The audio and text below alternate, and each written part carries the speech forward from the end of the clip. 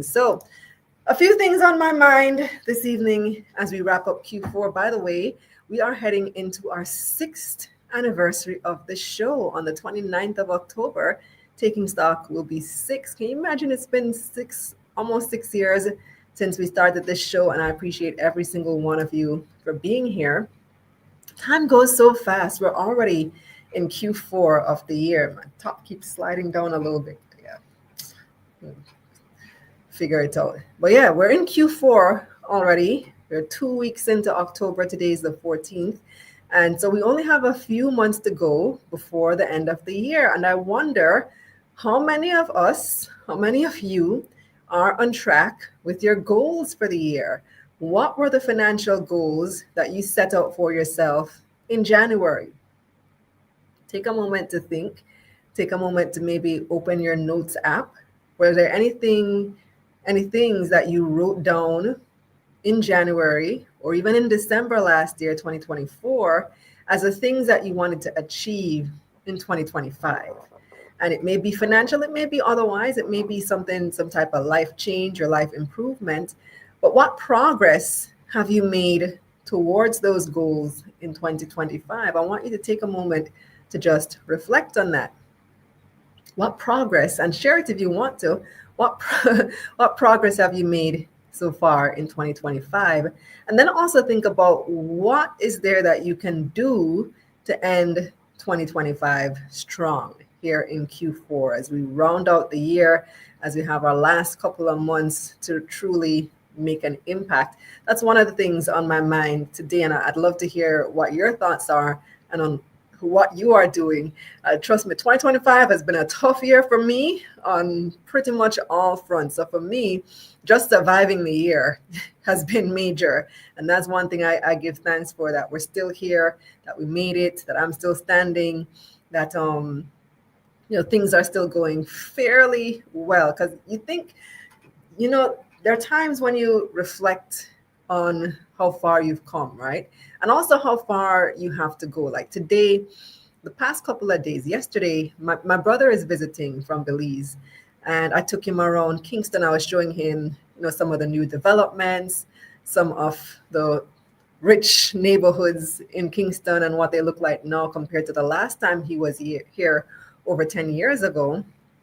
And just reflecting on, the things that have been happening in the economy and in the real estate landscape since then. And he was pretty amazed at the speed at which Kingston in particular has been developing.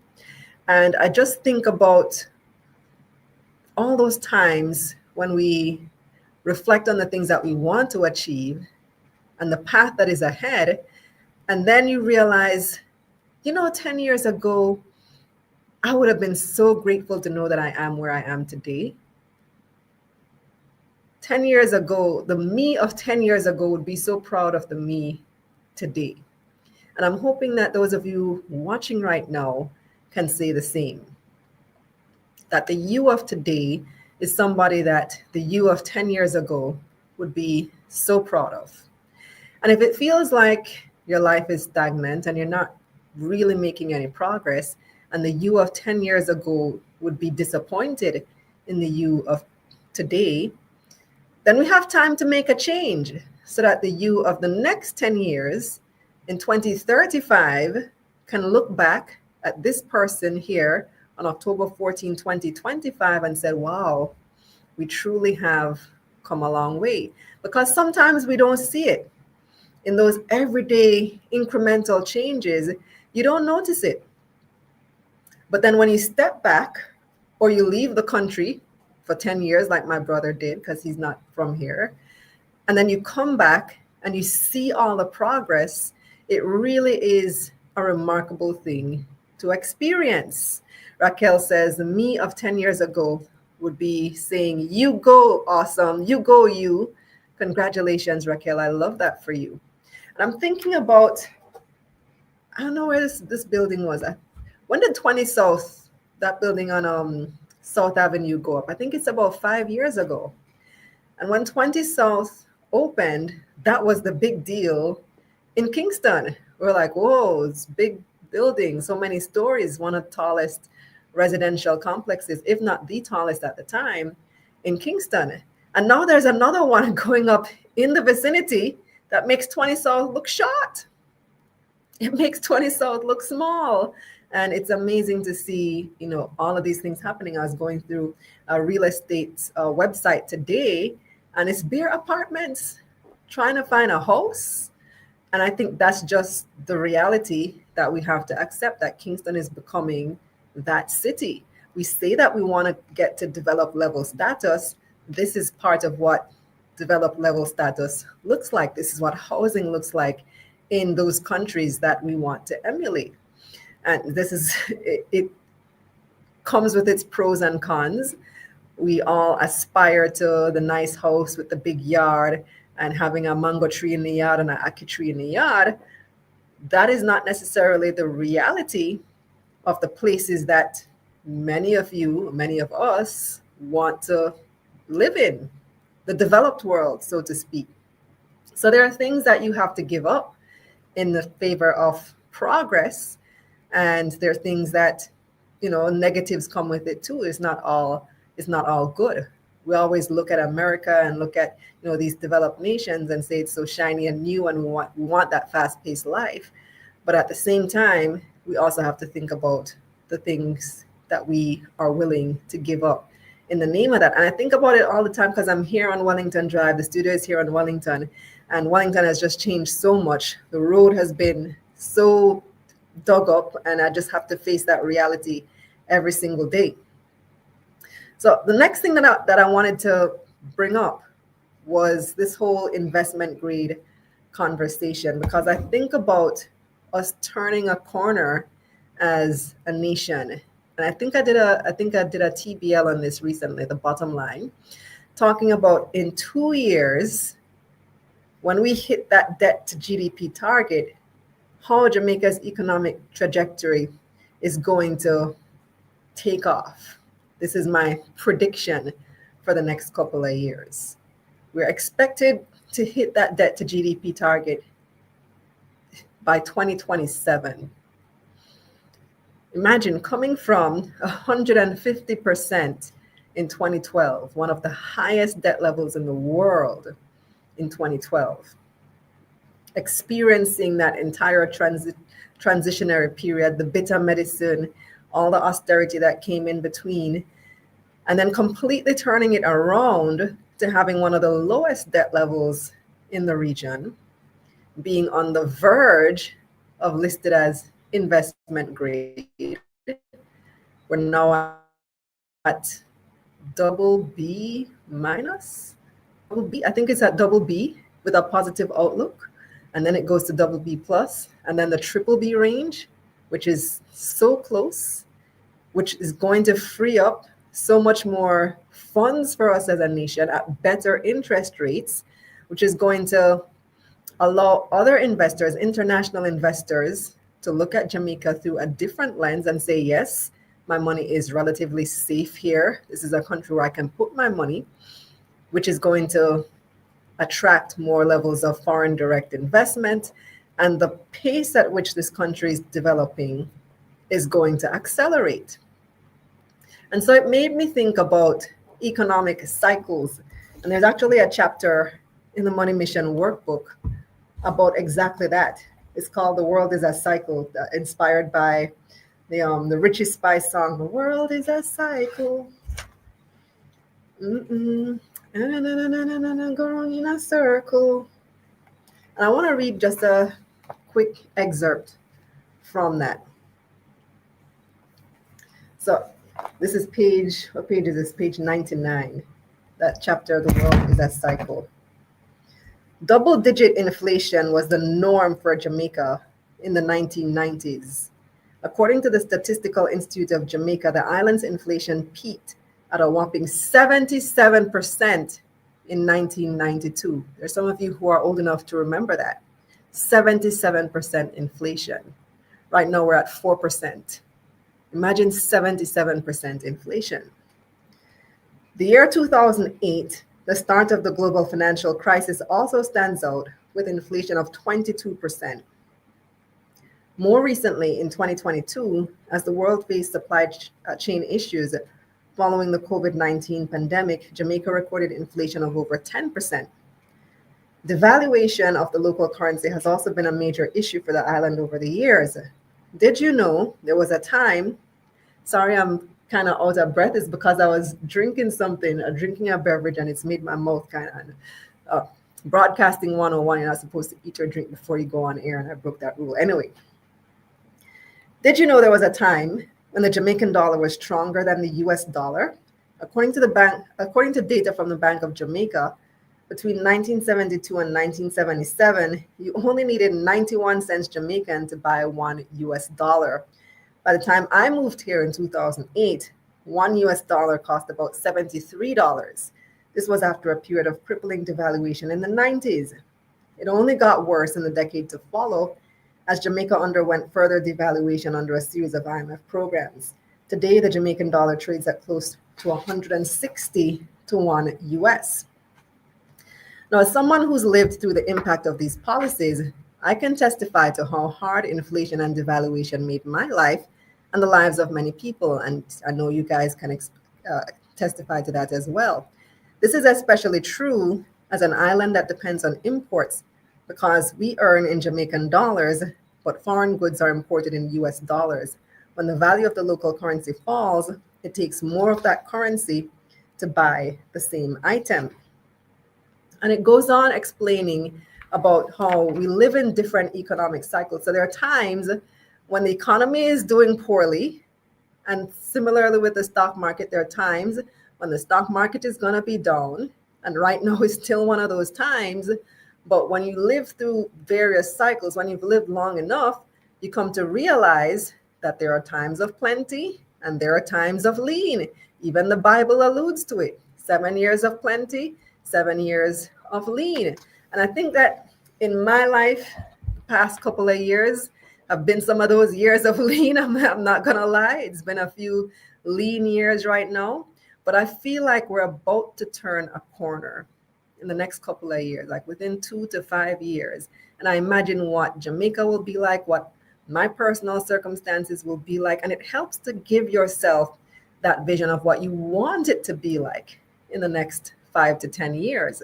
Because when you think about it like that, when you think about it in that context, it helps you to make the right decisions today. When you know that prices are depressed, things are not where they should be, this is the time for you to build up that foundation. This is the time for you to make those investments, as small as they may be, and reap the rewards in 5 to 10 years. And the thing about it is that most people tend to do the opposite. Most people tend to say, things are bad now, I'm not going to do anything right now because it's not looking great, because people want instant gratification. But I have to continue to urge you to be consistent and stay in it for the long run. Think long term. I keep coming back to Warren Buffett's favorite quote, be greedy when others are fearful. And right now, people are fearful, and fearful when others are greedy. Most people do the opposite. Most people wait on the hype. In 2019, y'all were buying NCB stock at $220 because somebody said, oh, NCB is going to go to 1,000. And you drank that Kool-Aid and you jumped on the train and you jumped on the hype. And then the opposite happened. But now that the stock is low, you have an opportunity to buy at a very low price so that when the recovery happens, you take advantage and you sell at a high price. And that is the philosophy behind the investing, behind real estate, behind any level of asset class. Same thing happened with crypto. Now that crypto is high, crypto past $100,000, everybody want to jump on Bitcoin. But a few years ago during COVID, when Bitcoin was 20,000, 18,000, nobody wanted it. And a few years later, here comes the recovery. You missed the opportunity. You want to jump in on the hype, and that's not the way it goes. All right, let's take a few comments. Let me see what you guys have to say this morning. Ezekiel says, I thought TJH would have been better. It's not bad given the circumstances. It has been one of the better performing stocks, even through COVID, even still paying consistent dividends, for example. But give it a couple of years. Raquel is telling people to like the video. Ezekiel says, true, never thought it would have been so good. Supervillain says, I did well, but I can do better as we speak. Raquel says, no house in Kingston. Yeah, trust me, it's bare apartments, and you're seeing 3-bedroom apartment too. So some large apartments, and still the same price as a house. Reconstruction says the present me would beat the me 10 years ago that he didn't read and invest sooner. Exactly. Supervillain says Jamaica have a problem with corruption and crime. That's the thing holding Jamaica back. That is so true. I'm grateful to see the gains that have been made in the fight against crime.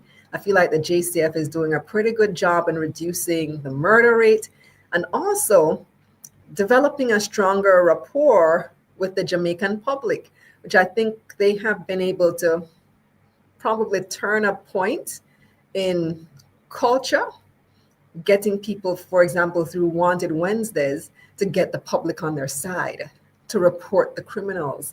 I think that has a lot to do with the progress that they have made. There have been so many studies showing the impact of crime on productivity and on Jamaica's economy over the years. Can you imagine if we didn't have to spend so much on security? As a business, one of your biggest costs in Jamaica, of doing business in Jamaica, is going to be security. Simply securing the premises, making sure that you have somewhere secure, making sure that your employees are safe, making sure that your inventory and your assets are safe and protected and aren't going to be stolen. And for some businesses, paying that extortion fee is just a regular cost of doing business. And we need to get to a point where that is not the case. Andel says, looking back, life has been great, inspired of my personal challenges. Raquel says, Jamaica forgetting its fundamentals is breaking us. What fundamentals are you referring to, Raquel? Orville says, bingo, this administration normalizing corruption. Nicole says, I want to know when coming back to Jamaica, is the investment part in Jamaica going to be like my S&P 500 in the US? Now, listen, comparing Jamaica to the US or the JSE to the S&P 500 is comparing apples and oranges. You have to think about how many years of progress it took for the United States and the S&P 500 to get to that point where they are now, and all the hills and valleys that they had to go through to get to where they were. Remember, the United States went through the Great Depression in the 1920s, partially triggered by Black Friday, the origin of the term Black Friday, and those massive losses on Wall Street. So even the great United States went through their trials, went through their errors before we saw the economy that has emerged today. Jamaica is a much younger democracy than the United States. And so we have to go through our growing pains as well. But eventually, if we stick to the current trajectory, I believe we're going to get there. Raquel says, when we're great, we're great. We are our own worst enemy. Moments with Stay says, I'm late. I hope I didn't miss much. It's just me and you powering for right now, Moments with Stace. I'd love to hear your views as well. Ezekiel says, but SSL have a bad taste in investors' minds, including everybody. And once again, every economy goes through their issues. In the United States, you had the Bernie Madoff Ponzi scheme.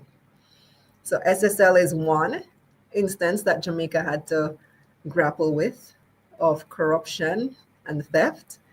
The United States has had its large share of similar schemes as well. Never forget it. No country and no person is immune to that type of thing happening. Nicole says, I invested in a stock that Mr. Leachin spoke about on your show.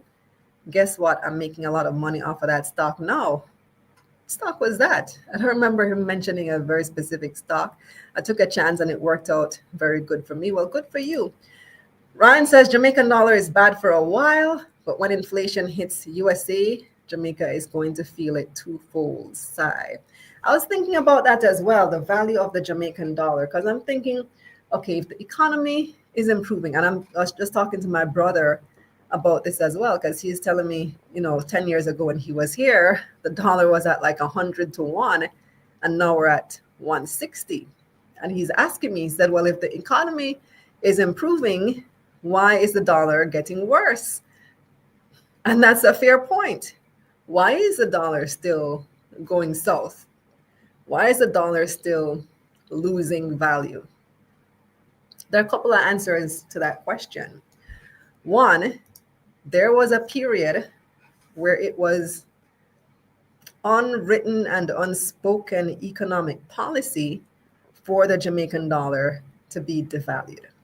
And that was a period under the IMF between 2012 and 2016. They didn't want to say it out loud that they wanted and needed, and that was part of the agreement that the Jamaican dollar would have to slide. But it was unofficial, unspoken, unwritten policy that the dollar is going to have to lose some value. Now, two, thinking about how does the dollar actually regain value? The value of the Jamaican dollar to the US dollar relies heavily on how much US dollars we are able to earn. We earn US dollars primarily through tourism and through exports. And three, through remittances. How much money our people abroad are sending back home. Three major sources of US dollars. Now, tourism has grown. We can see that we have more seats, more airline seats coming to Jamaica, more visitors than ever coming to Jamaica. So we can see that, yes, we're earning more US dollars there. But the big opportunity is with exports.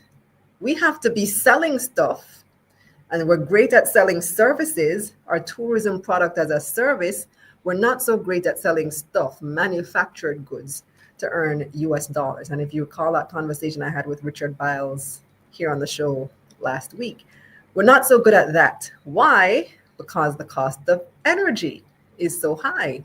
It is prohibitive to produce anything of substance here in Jamaica for export because electricity cost is so high. And so that impacts our ability to earn US dollars. But where Jamaica does earn a lot is through tourism and now through BPOs, so through services. And the beauty about selling services is that anybody can do it. I'm doing it right now, hosting the show on YouTube, earning ad revenue in US dollars from YouTube, from this new global economy. And it often doesn't require a huge investment to start selling your services as an individual online and helping this country to earn US dollars. Now, will the value of the Jamaican dollar ever go back up? I hope it does, but will it? I don't know. That is another thing that remains to be seen. Ryan says the Jamaican dollar, oh, I read that one already. Orville says moving the goalpost each year, the talent story. We all need to be thankful. Buy high and sell low. That's what most people do, buy high. And then when things crash or when things get bad, they panic and sell low. You need to do the opposite. Noel says, good night, investors taking stock. Did you see what happened with Lasco manufacturing and distribution? No. What happened, Noel? Tell me. Moments with Stace, wish I understood investing earlier in life. Basilio, nuclear energy is the way to Jamaicans' future. Dominique, how does the economic cycle influence long-term investments? It really is a psychological thing, just being aware that the world moves in cycles, that there are up cycles and there are down cycles, helps you to understand that when you're going through that down cycle, this too shall pass. And eventually what is low is going to go back up. and what is high is going to go back down. So just understanding the cyclical nature of investments.